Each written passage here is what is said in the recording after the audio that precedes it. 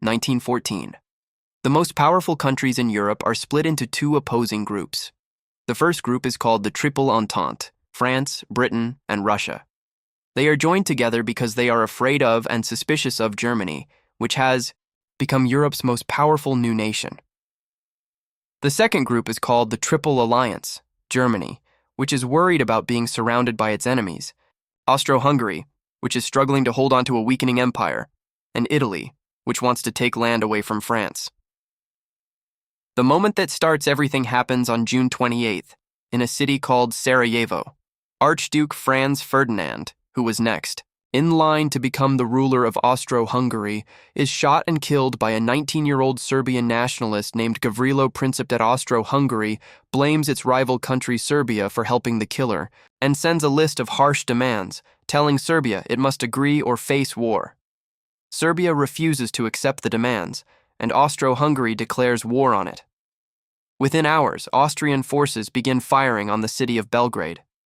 The Russian leader, Tsar Nicholas II, feels it is his duty to protect Serbia because they share the same Slavic roots, and he orders his army to prepare for war. German Emperor Wilhelm II had already promised his full support to Austria-Hungary.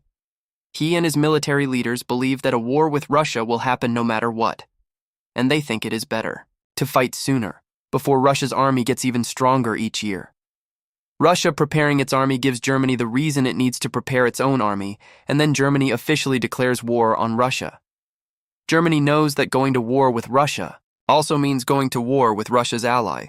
France. Germany already has a plan ready for this situation, called the Schlieffen Plan, which was made to deal with the danger of fighting two enemies at the same time.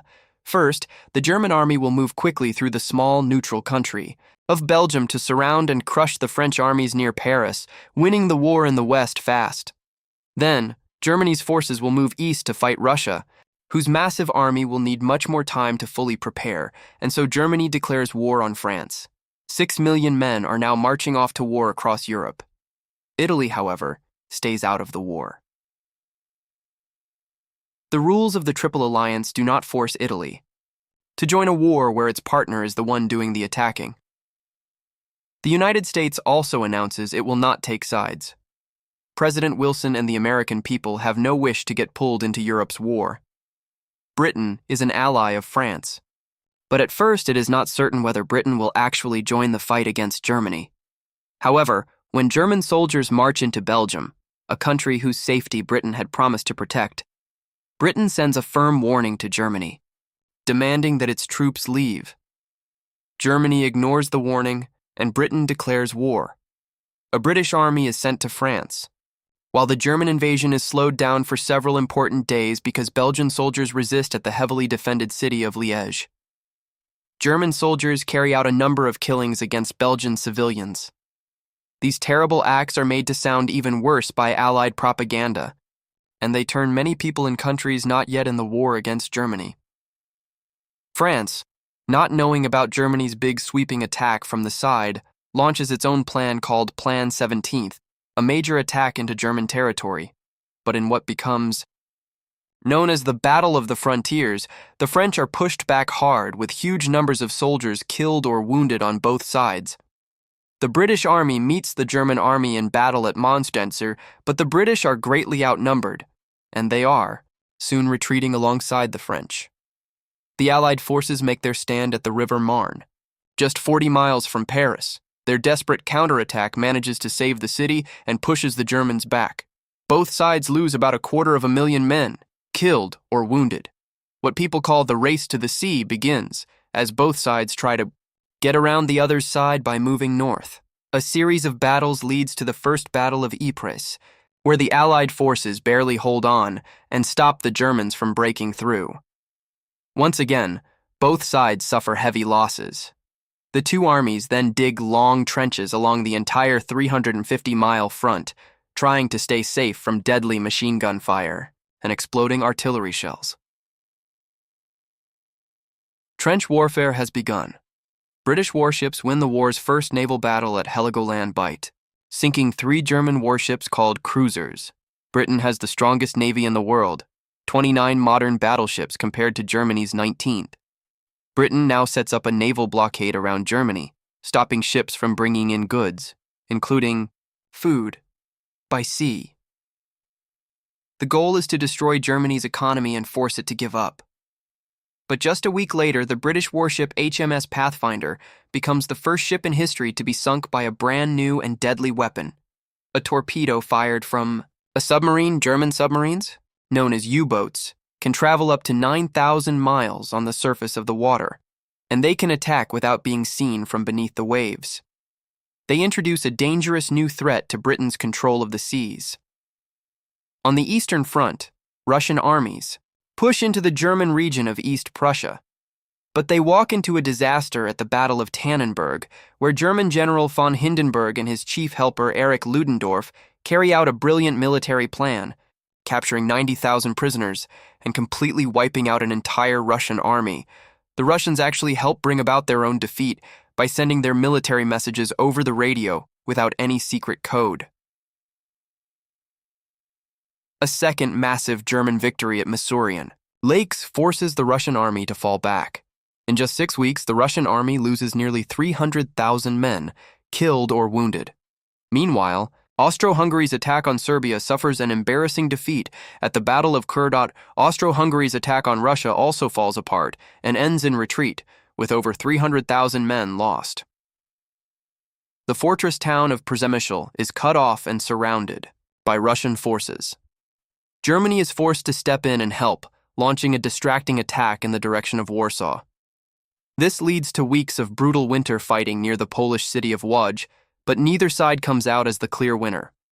Meanwhile, the Turkish Ottoman Empire has joined the Central Powers, declaring war on its old enemy Russia. Turkish warships attack and bombard the Russian port cities of Odessa and Sevastopol, while in the Caucasus region, Russian soldiers cross over into Turkish territory. Beyond Europe, the war is also being fought on the world's oceans and in distant European colonies.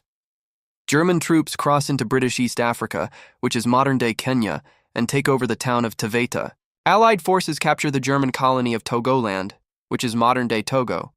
But British forces attacking German Cameroon are defeated at Garua and Nasanakong, while a force of 3,000 soldiers attacking German Southwest Africa, modern-day Namibia, is captured at Sandfontein. A month later, British troops landing at Tanga are beaten badly by a much smaller German force, led by Colonel von Lettow-Vorbeck, cut off from Germany. Lettow-Vorbeck goes on to fight a very successful hit-and-run war against the Allies, forcing them to use up huge numbers of troops trying to stop him. In Asia, Japan honors its agreement with Britain and declares war on Germany. Japanese forces then go on to capture the German naval base at Tsingtao. The German colonies of Samoa and New Guinea surrender to soldiers from New Zealand and Australia. But out in the Pacific Ocean, off the coast of Chile, the powerful German East Asia fleet, led by Admiral von Spee, sinks 2 British cruisers at the Battle of Coronel. Both ships go down with every single person on board. 5 weeks later, von Spee's fleet runs into a British naval force near the Falkland Islands. 4 out of the 5 German cruisers are sunk.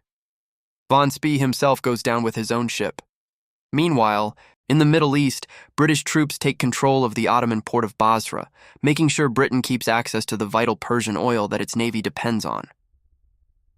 That winter, Austrian troops finally capture Belgrade, but the Serbian forces then launch a counterattack and push the Austrians back once more. The fighting in Serbia has already cost around 200,000 casualties on each side.